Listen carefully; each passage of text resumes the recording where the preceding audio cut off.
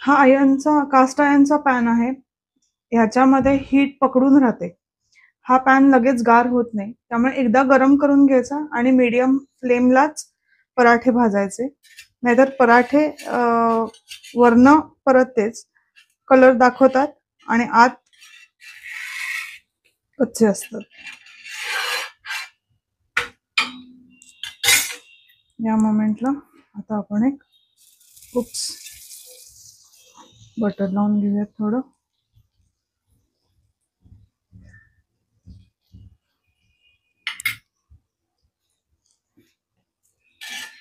Chicken बरोबर garlic पराठे छान लागतात.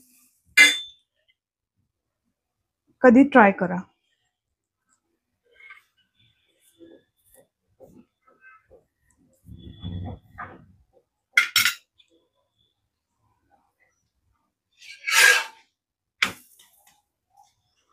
असे करून आपण सगळे पराठे करून घेऊयात. अलगद मंद आचेवरती भाजून घेऊयात. आता ह्याच्यामध्ये झालंय, मी त्याच्यामध्ये एक कोळसा ठेवलाय. कोळशामध्ये थोडासा तूप घालायचं स्मोकी फ्लेवर यायला.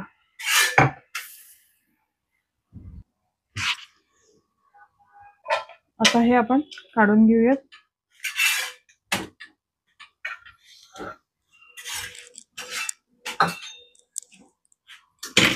आणि याच्यामध्ये आपण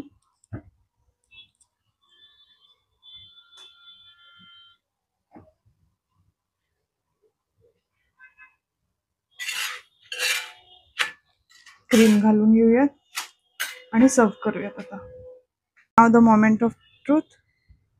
तुम्हाला जर ही माझी रेसिपी आवडली असेल तर अशाच पद्धतीने तुम्ही रेसिपी एक्झॅक्टली फॉलो करू शकता, बनवू शकता. बनवा, खा आणि घरच्यांनाही खायला घाला आणि मला रिव्ह्यूज द्या. तुम्हाला ही रेसिपी कशी आवडली.